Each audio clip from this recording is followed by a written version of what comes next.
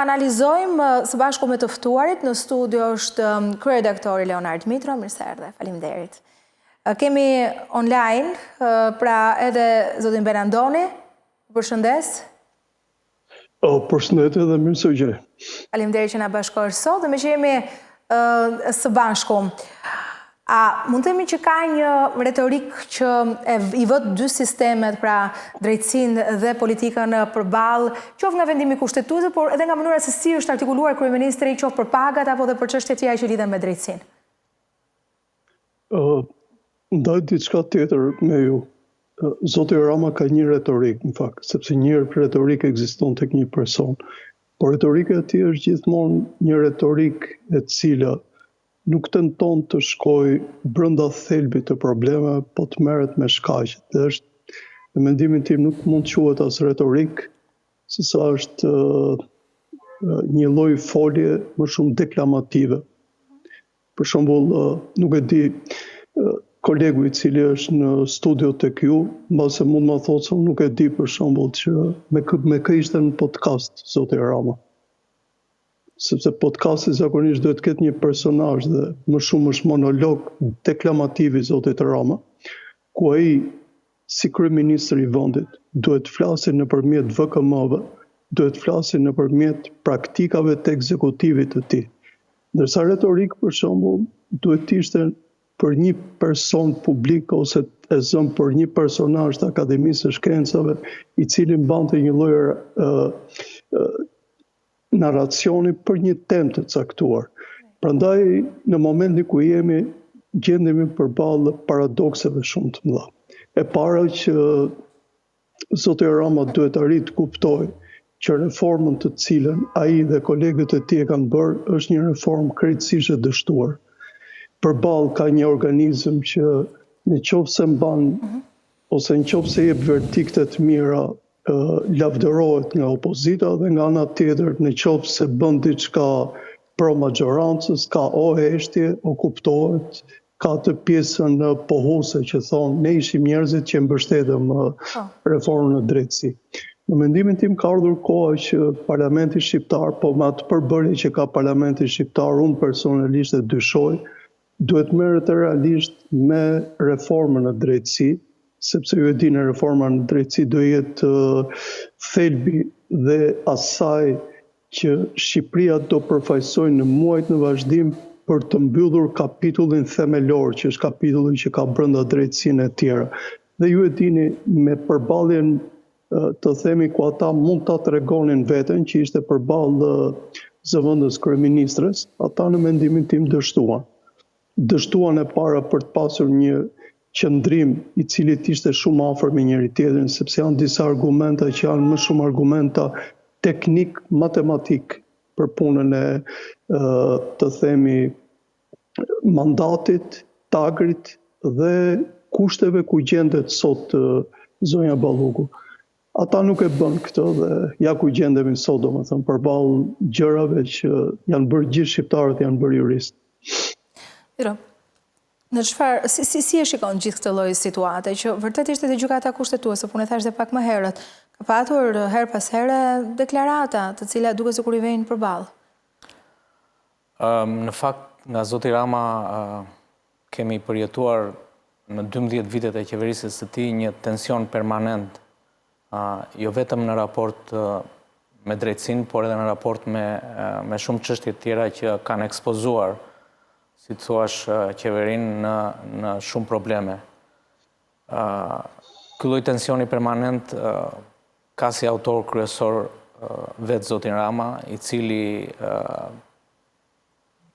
përplaset njëherë me drejtësinë, dikur me mediat, pastaj me faktorin ndërkombëtar, më pas me opozitën. Dhe këtu jemi në dy realitete paralele.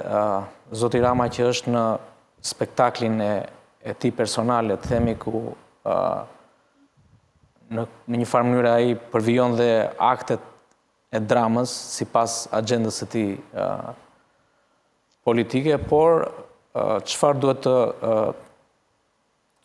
duhet nënvizojmë është që sjellja e shumicës në raport me drejtësinë ka më shumë se një standard, ka disa standarde. Dhe këtë po e shikojmë tani që eksponentë të mazhorancës po përballen me drejtësinë dhe në veçanti me prokurorinë e posaçme. Të mos harrojmë që kemi një kryebashkiak në pranga të paraburgosur që vijon të jetë në detyrë. Pra, taksapaguesit shqiptar paguajnë për ta trajtuar atë edhe si një të burgosur, por nga ana tjetër zoti Velia e merr dhe pagën si kryebashkiak i Tiranës. Në këtë kontekst, pra menaxhon dhe taksat tona.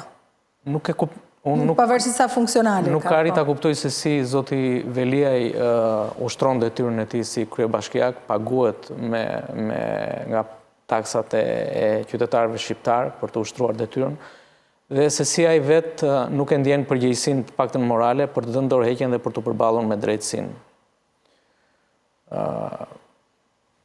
Rast tjetër flagrant është ai i zonjës Karçanaj, drejtuese e një agjencie kryesore që është direkt në varësi të kryeministrit dhe që është në mas arresti shtëpie.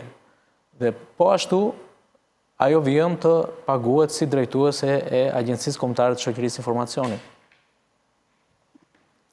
Ky është standardi që mazhoranca na ka treguar në raport me drejtësinë e re, që ajo shpeshherë ka marrë dhe autorsinë, si të themi. Por kjo është çështje vullneti dhe me sa duket, që kurse është brumosur dhe është gatuar reforma në drejtësi, unë mendoj që palët nuk e kanë marrë seriozisht, thjesht kanë qenë korrekt politikisht, ndaj drafteve që u kanë shkuar në tavolinë nga faktori ndërkombëtar, pa u thelluar për të bërë një reformë serioze dhe përmbajtësore që në radhë të parë do të jepte përgjigje dhe zgjidhje shumë problemeve të qytetarëve shqiptar që kanë me drejtësinë, dhe pastaj edhe raporteve që zyrtarët e lartë të ekspozuar në çështje të korrupsionit apo të shkeljes së ligjit do të kishin në raport me prokurorinë e posaçme. Ndërkohë, kryeministri thotë betejë vazhdon. Me çfarë armësh do bëj kryeministri? Ka armë sot për këtë betejë? Çfarë do të thotë kjo? Nga ana simbolike ka. Ju e dini që zoti Rama, do të thënë, për shkak të shmangjes vazhdimisht të vëmendjes, dhe këtë e ka arritur plotësisht, arrin të shpikë armë. Dhe armët e politikës tonë janë si armët që kishte në dorë dikur Don Kishoti, i cili më shumë ndërronte. Po problemi është që pasojat në vendin tonë janë shumë të nda. Armët që thoni ju janë armët e vakancave, që unë besoj që do bëhet shmos që ta shtyn vakancën e antarit 9 të gjykatës kushtetuese. Do gjen element, besoj, që çështjen ta lënë në një lloj status quo dhe pastaj të marrin verdiktin që ju e dini të Komisionit të Venecës, që ata nuk japin verdikte, po japin verdikte morale, sepse është organizëm i cili vepron nën autoritetin e Këshillit të Evropës, po është këshillues. Dhe besoj kjo kohë, sepse është për të çuditur Komisioni i Venecës tash, jo vetëm nga Shqipëria, po dhe nga Serbia, dhe nga Kosova, dhe nga Maqedonia e Veriut, dhe nga Malizi, dhe mos nga Bosnia, ka vazhdimisht kërkesa për të shqyrtuar. Dhe gjithë kërkesat janë sepse politikanët e gjithë këtyre vendeve, përfshirë dhe vendin tonë, nuk gjejnë realisht zgjidhje për dokumentin themeltar të shtetit. Neve ju gëzuam shumë kushtetutës kur bë, por me çfarë është parë? Kushtetuta jonë ka probleme të pafundme. Atë që e reflektoi shumë dhe reforma në drejtësi, që në momentin e ide që u ngritën 140 kartona, kjo tregoi se kjo reformë do kishte probleme. Pse? 140 kartona ngrihen në raste ekstreme të një vendi, për shembull kur ti sulmohesh nga një vend i huaj, dhe të gjithë deputetët e vendit tënd ngrihen dhe autorizojnë në zëm kryeministrin ose të themi komandantin e përgjithshëm që është presidenti ose në atë rast i atribohet fuqia dikujt tjetër që t'i përgjigjet luftës dhe kështu. Dhe kjo reformë normalisht duhet të përfshinte, ashtu si kushtetuta jonë, kushte antropologjike, sepse nuk është njësoj të themi individi shqiptar përballë drejtësisë me individët e vendeve të tjera. Por presionin shumë i madh ne mbaj mend atëherë, sidomos si ambasadorit amerikan të asaj kohe dhe përfaqësuesit lartë të delegacionit, bëri që për të çuditur dhe opozita të votonin së bashku, domethënë, ashtu siç ndodh tek ne ky paradoks i madh që zihen gjithkohë dhe pastaj për çështje themelore të vendit votojnë. Dhe cili është problemi tash në këtë rast? Që zoti Rama vazhdon dhe shpik gjëra të cilat janë jashtë realitetit, se për shembull çështjet tona themelore tani janë çështjet e ndaljes së hemorragjisë demografike. Ky është problemi më i madh i vendit.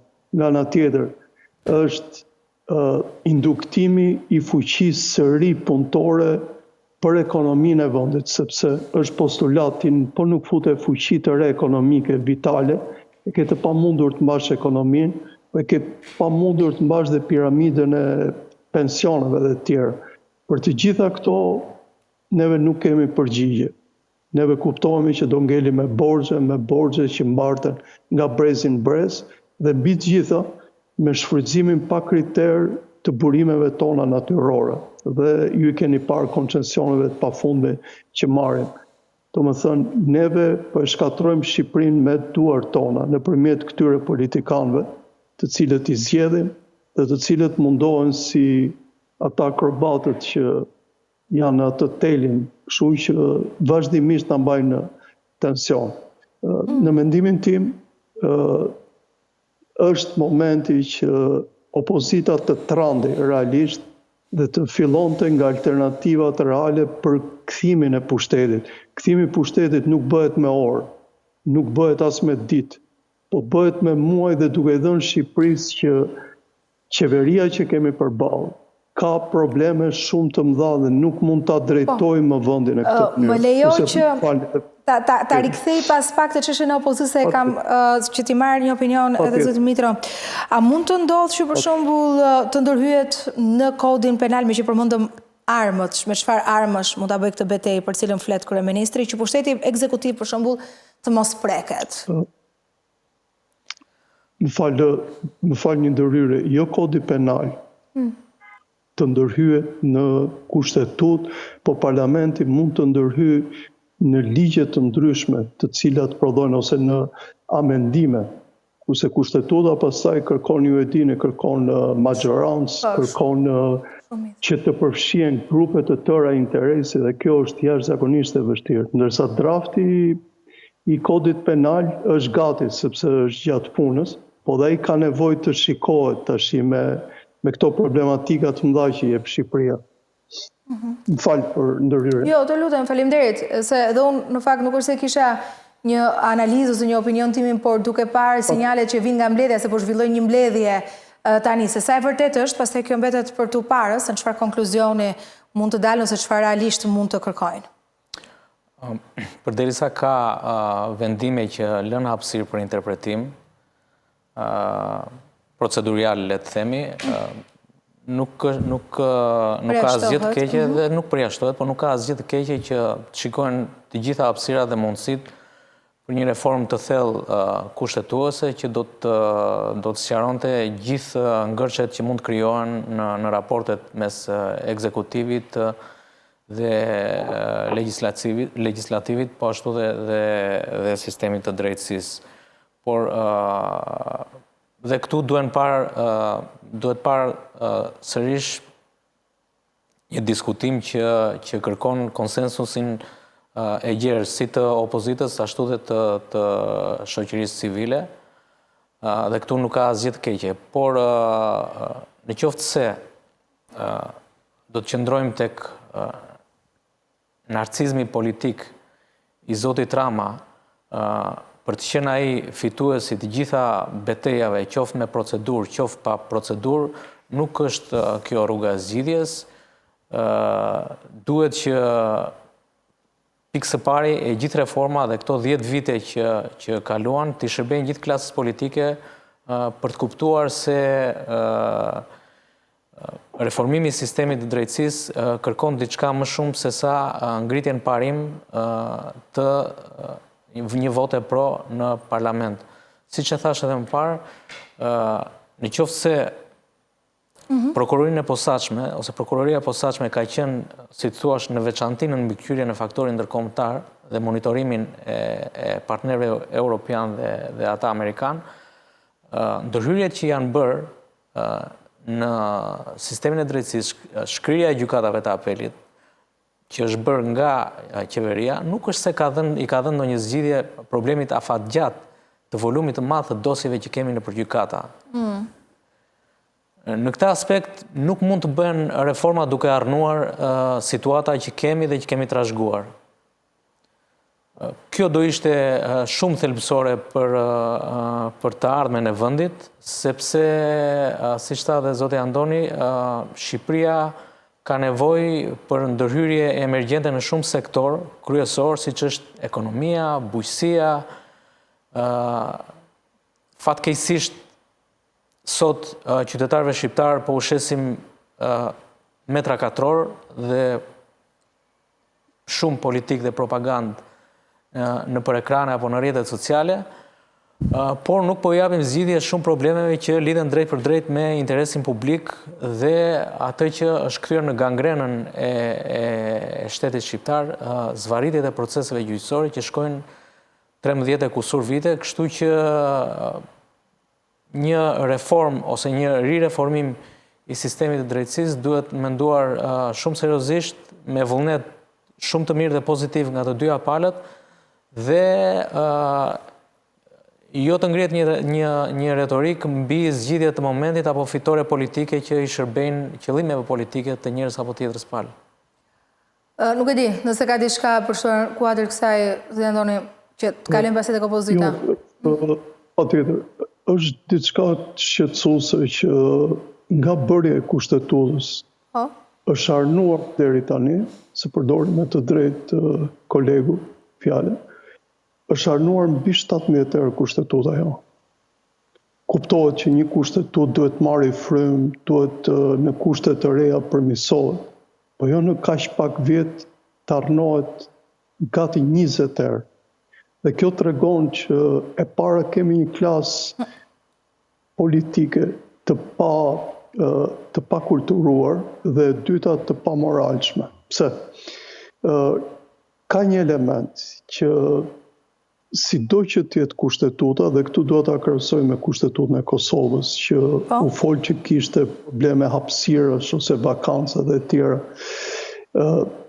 Kushtetuta trajtohet edhe me respektimin direkt të ligjit dhe të neneve dhe paragrafeve, por edhe me frymë, edhe me moral, që do thotë në qoftë se ketë përcaktuar që qeveria përkatëse nuk arrin të kryej këtë, atëherë nuk ka pse ta thotë kushtetuta për shkak për ndryshimin, ose janë vetë mekanizmat që ty të bëjnë që të japësh dorëheqje ose të krijohen moralisht, domethënë mënyrën që qeveritë të ndrohen.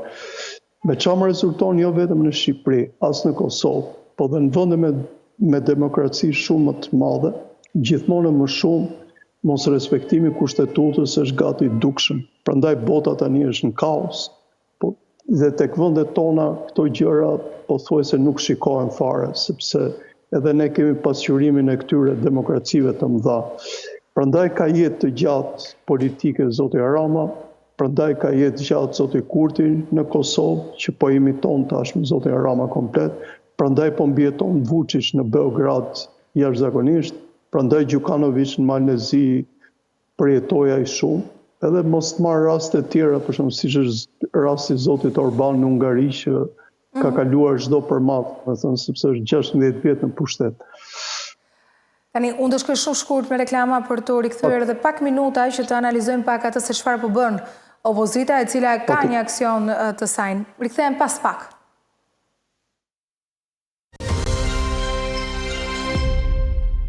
Kemi rikthyer dhe shkojmë një herë me opozitën. Mitro, fillimisht, në çfarë kushtesh e shikon opozitën për të bërë atë që duhet të bëjë, një opozitë funksionale, përballë 1001, po them, skandaleve, akuzave, aferave, t'i quajmë si duam, por që duket që ne i trajtojmë çdo ditë dhe që kanë rënduar mbi këtë qeverisje. Pra, çfarë opozite kemi ne sot? Sa mundet ajo ta maksimizoj, pra të bërit opozitë dhe pastaj deri tek marrja e pushtetit? Ashtu si mazhoranca dhe opozita vuan protagonizmin e leadershipit të saj dhe unë mendoj që edhe si thua intensifikimi i aksionit opozitar ose të ashtu quajturave protesta që po ndodhin aktualisht janë në kuadër... Nesër është e radhës, datës 10. Janë në kuadër të kësaj përpjekje të leadershipit aktual për të ruajtur pushtetin në opozit.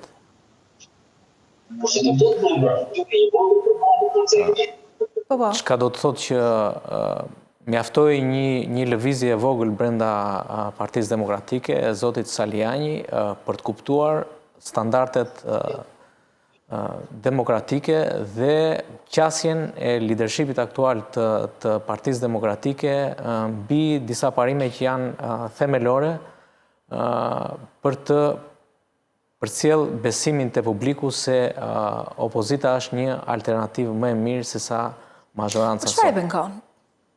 Vetëm ai që ju thatë që është në atë mbajtjen e pozitave brenda opozitës të një kaste të caktuar. Po, unë nuk mendoj se opozita dhe Partia Demokratike në veçanti është sot një model më i mirë se sa mazhoranca apo forcat tjera politike që synojnë, si thuash, qeverisjen e vendit. Opozita është shumë pas në kohë, duhet shumë më herët të kishte iniciuar një proces dhe një model reformimi dhe demokracie që... Pra kryesisht për referimin PD-s, ë? Po, Partisë Demokratike. Sepse është e gjërë, po ajo është partia më e madhe, po. Që do të krijonte një transfuzion shumë herë më energjik të burimeve njerëzore brenda Partisë Demokratike, por edhe të flukseve të tjera. Edhe proceseve të brendshme. Sigurisht edhe të flukseve të tjera shoqërore, po ekonomike, që mund të ishin një mbështetje e fortë për opozitën dhe një premis shumë premtuese që ajo të mund të fitonte lehtësisht besimin e publikut për të marrë drejtimin e vendit. Por fatkeqësisht ne vim nga zgjedhjet e pjesshme lokale para disa muajsh ku opozita pësoi një tjetër disfat dhe sërish e shikojmë në rrugë në përpjekje për të larguar qeverinë e zotit Rama. Ka dy optika mbi të cilat opozita e sotshme përballet me qeverinë. Është ajo e raporteve që Partia Demokratike ruan ende me element të ndryshëm të faktorit ndërkombëtar, po të themi, më shumë europian dhe më pak amerikan, dhe mbështetjes që po merr lidhur me përpjekjet e saj për të denoncuar, si të thuash, ke qeverisjen në Shqipëri që lidhet me nivelin e lartë të korrupsionit apo të krimit të organizuar. Kujtoj që para disa ditësh Shqipërinë e vizitoi Chris Baum nga Bundestagu gjerman dhe qasja e tij në raport me situatën aktuale politike në Shqipëri i dha kredite të mjaftueshme dhe opozitës, si të thuash, për të vazhduar për të qenë aktore në një lojë pushteti. Nuk e di nëse protesta që është thirrur ditën e nesërme do të mobilizoj më shumë flukse dhe më shumë... Pret numra? Besoj që do jemi në të njëjtin dekor që jemi mësuar të shohim edhe në protestat e fundit. Protestat asnjëherë nuk janë të gabuara, por protestat tilla të sforcuara, si të thuash, nuk besoj se mund të çojnë në atë që ndryshimin e madh që presin të gjithë shqiptarët, të një reformimi të madh si të klasës politike, po edhe të vetë sistemit brenda vetes, në mënyrë që Shqipëria të shkëputet jo vetëm nga një klasë e caktuar politike apo nga një elitë e caktuar politike, por edhe nga një model qeverisje që po na lë shumë brapa në raport me procesin e integrimit tonë në Bashkimin Evropian dhe po krijon probleme sistemike shumë të thella që, siç e tha dhe zoti Andoni, po çojnë në shpopullimin e vendit, destrukturimin e ekonomisë dhe, si të thuash, në një të ardhme jo dhe aq optimiste. Doria, mund të analizojmë pak këtë grupin e intelektualëve që lidhet me një bashkim të opozitës, zhvillimi këtyre ditëve të fundit, dhe çfarë mund na sjell gjatë ditës së nesërme në protestë, pastaj të thellohemi tek ajo se çfarë i mungon? Personalisht besoj që ata nuk kanë akses në pjesën mobilizuese të Partisë Demokratike. E para sepse Partia Demokratike me zhvillimet e saj, me dinamikat e saj, ka bërë atë fajin e madh që tashmë e ndjejmë të gjithë, që ka humbur mbështetjen nga baza. Po ta ndiqim me kujdes, Partia Demokratike nuk ka lidhje më me bazën tash. Baza realisht, e tha zoti Mitro me drejt që duhesh thjesht një lëvizje skajore, po të them, se nuk arriti të bënte ndonjë gjë të madhe zoti Saliani, dhe ata gati u trandën. Dhe ti shikoje për shkak që baza e ndiqte edhe për të ndjekur dhe për të kuptuar një zë ndryshe nga Partia Demokratike.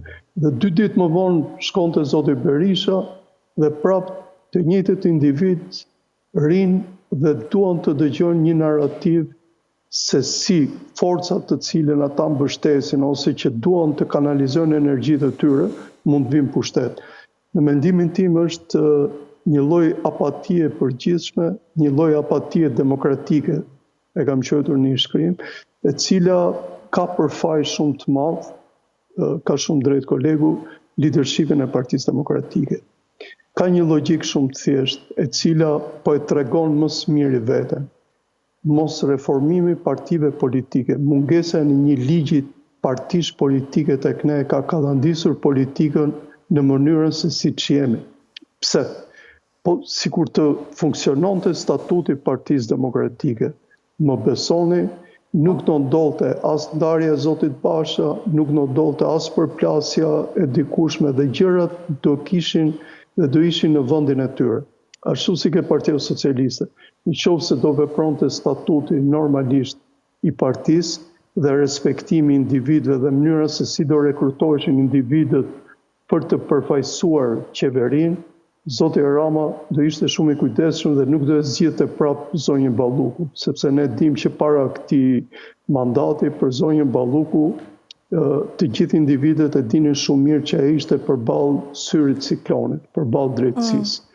Me pak fjalë, po ta shikoni me kujdes, dhe intelektualët që pretendojnë tashme që duan të ndryshojnë diçka ke Partia Demokratike, po ta keni vënë re me kujdes, megjithse janë më të edukuar, megjithse janë të sjellshëm, personalisht i respektoj si individ të veçantë, ka një problem shumë të madh që kanë shumë sensin përjashtues midis tyre. Dhe këtë e kam parë që kur bëri tryezën Partia Demokratike vetë, mënyrën se si thanë që nuk vinë intelektual, po unë nuk di që intelektualët kishin ftesë për tyre. Ashtu si dhe tek grupi i njerëzve të Partisë Demokratike që duan të bëjnë ndryshimin, ata kanë një karakteristikë që duan të veçojnë.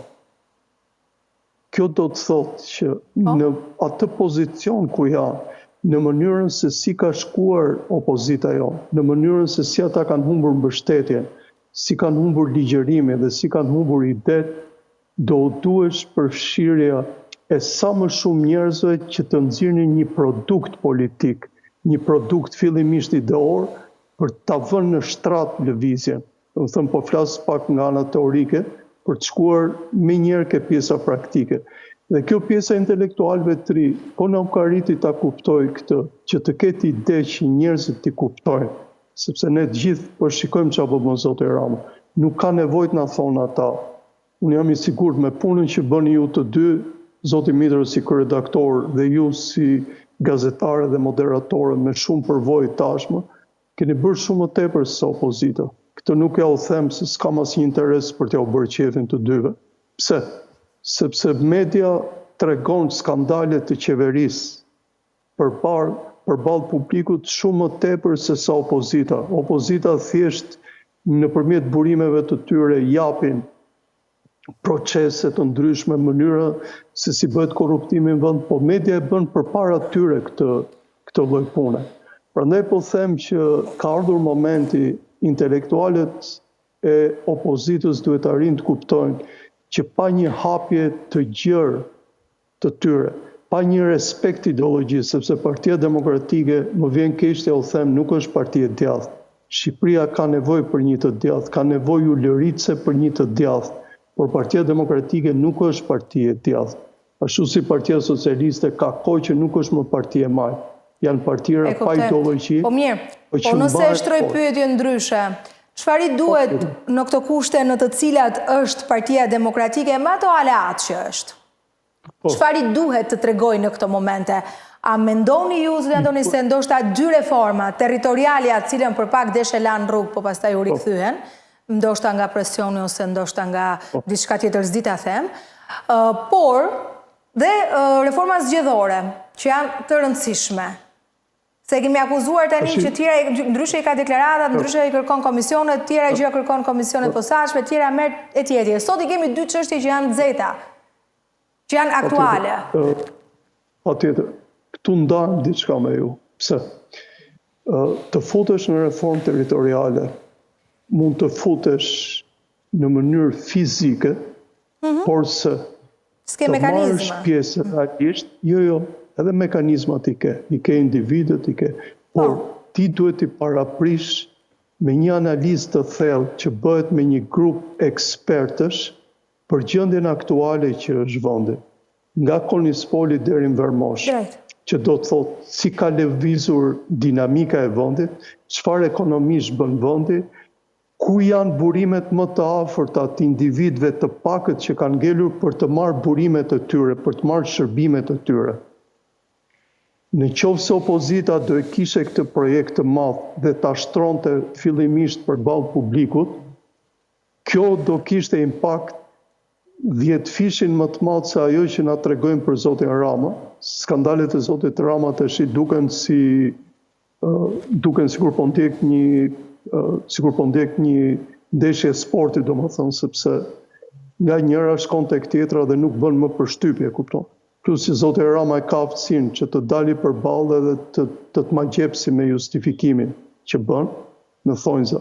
Dhe në këtë sens, në qoftë se nuk futesh seriozisht në reforma, ashtu për shembull si ka reforma zgjedhore, zhgënjimi i madh i publikut është që Partia Demokratike i ka lënë reformat dhe është futur në fund fare duke lënë aleatët e vet dhe duke u përshtatur reformës së majorancës me përfitimet e tyre. Prandaj po ta ndiqim me kujdes edhe protesta e Partisë Demokratike. Një pjesë e njerëzve janë skeptik sepse bëhet për të mbajtur një enturazh që është afër zotit Berisha në pjacë, ndërsa kauza e njerëzve të cilët duan ta shikojnë të djathtën ose duan ta shikojnë përfaqësimin e tyre, është jashtëzakonisht më e madhe. Dhe ky grupim nuk e gjen dot përfaqësimin ke Partia Demokratike. Megjithatë dhe unë besoj nesër që Partia Demokratike, fal atyre mobilizimeve skajore që bëjnë, do arrin të paktën që të kenë qasje sa në protestën e fundit, por nuk besoj se do ketë diçka më shumë se sa protesta e fundit që po. Po, megjithatë se dimë se sot ata janë pas mbledhje dhe nuk e di se çfarë revolte mund sjell ndoshta tek opozita dhe se sa ajo mund ta maksimizojë. Megjithatë, çfarë i duhet sot opozitës, Dimitrov, për të na treguar seriozitet, bindshmëri dhe për të bindur masën, ata që do ta mbështesin, që besoj nuk duhet jenë vetëm antarët apo militantët apo simpatizantët, po duhet jetë pjesa gri, pse jo për mua dhe socialist pa kënaqur. Atë që thamë, opozitës i duhet një model ndryshe. E para duhet kuptoj që gjithkush brenda opozitës mund të ketë rolin... Pra të reformohet brenda dhe jo vetëm protesta, apo... është një proces, siç e thash, duhet kishte nisur kohë më parë. Dua të them këtë që gjithkush brenda opozitës mund të ketë rolin dhe rëndësinë e vet, por të gjithë duhet kuptojnë në veçanti se mund të jenë dhe jashtë kohës. Pra, ka individ si po them kryetari aktual i Partisë Demokratike që duhet kuptoj që është jashtë kohës dhe kjo është në dëm të opozitarizmit në Shqipëri. Kështu që reformimi i Partisë Demokratike duhet nis në themel nga vetja e saj me gjëra që janë bazike dhe shumë utilitare. Çfarë dua të them, për shembull? Partia Demokratike kur kishte zotin Basha në krye të saj, si thuash, anonçoi si model të ardhshëm të saj kufizimin e kryetarit partisë me 2 mandate, që ndoshta mund përfshihet edhe në statute të tjera. Por është një si thuash, rregull strikt i funksionimit të një partie politike që në qoftë se do të zbatohet dhe do të funksiononte siç duhet, atëherë qarkullimi i elitave do ishte shumë herë më i rregulluar, si thuash, do t'i hapte rrugë në mënyrë permanente futjes dhe garës së ndershme, si thuash, dhe garës së barabartë. Për aq kohë sa këto rregulla as nuk respektohen, as nuk zbatohen, këtu secili është vetali, vet ka di. Nga ana tjetër, çfarë i duhet opozitës? Në raport me zotin Rama, i cili është në atë one man show, si thuash, është në spektaklin e vet të ditës, pra zoti Rama kujdeset në veçanti që gjithë projektorët të bien mbi të çdo ditë. Me vizitat që bën, me daljet që bën, me agendën, si thuash, e atij që quhet marketingu politik. Me ndërkombëtarët. I ditës e tjerë. Nga opozita duhet të dalë dikush që t'ia marrë skenën zotit Rama. Të jetë më i talentuar se zoti Rama. Mendon se mund ta bëj dikush sot këtë? Sigurisht që mund ta bëj nëse si thuash, krijohen mundësit dhe hapen shanset, atëherë sigurisht që ka shumë të rinj, ka shumë intelektual apo aktivist të angazhuar që mund ta tejkalojnë edhe zotin Rama në këtë pikë. Përveç kësaj, opozitës i duhet po ashtu të jetë serioze me veten dhe serioze me qytetarët e vet. Çfarë do të thotë, duhet të jetë serioze me reformat. Që këto zvinë një ditë, pra në nesër s'kemi çfarë presim nga një protestë e opozitës që do të jetë rradhës përveç numrave. Nëse ju përmendët reformën administrative dhe atë elektorale. Nëse reforma administrative shihet vetëm si një reformë në letër për t'ju përshtatur një harte elektorale në interes të njërës apo tjetrës parti, atëherë jemi atje ku ishim dhe nuk shkojmë asgjikundi. Dhe si thua, e shoqëruar kjo me një reformë elektorale që vazhdon të ketë lista të mbyllura dhe si thua, një metodologji caktimi kandidatësh për deputet që janë atribut i njëshit, i kryetarit. Atëherë këtu nuk shkojmë asgjikundi dhe opozita nuk ka çfarë të shpresoj në kuptimin për të bërë një ndryshim të madh. Opozita mund të jetë akomoduar në pushtetin e saj që ka në opozit, me elementet e tjerë, deputetët po ashtu që luftojnë për një karrige deputeti dhe atë e kanë, kështu që nuk shpresoj se opozita është në atë që zoti Berisha e quan fillimi i fundit të qeverisjes Rama. Po e mbyllim, po zëndoni nesër për të numra, duhet ishte në nder të opozitës nesër në protestë të ketë numra? Njerëz që janë mbështesje? Dhe shumë si përfaqësore, unë e di në analizën tuaj se ju ndjek, po... Jo, po tjetër, duhet të jetë në nder të shqiptarëve që të protestojnë. Dërsa kjo pjesa e pjesëmarrjes nga ana e PD-s, ju e dini që shfrytëzohet nga pak njerëz për të treguar që mbështetja për zotin Berisha dhe enturazhin e tij është përsëri aq e madhe. Dhe ky është problemi i madh. Ne duam që njerëzit dhe ne që jemi të dalim në protest thjesht për çështjet tona. Dhe jo për gjëra të cilat janë shumë larg interesave tona. Por do të shikojmë, unë nuk pres diçka të madhe. E para për faktin që zoti Rama po arrin me anë të procedurave të kaloj dhe problemin e zonjës Balluku, dhe besoj që në këto 4 vjet duhet mësojmë me të. Pa çka se kam një ide time që Zoti Rama mund ta provokoj vendin për zgjedhjet parakohshme. Kuptova. Kjo është temë tjetër që duhet trajtuar me minuta të plota, kështu që faleminderit që u bashkove sot në këtë komunikim. Ditë mbar. Faleminderit. Faleminderit dhe ju që na ndoqët, nesër në orën 10 shihemi sërish.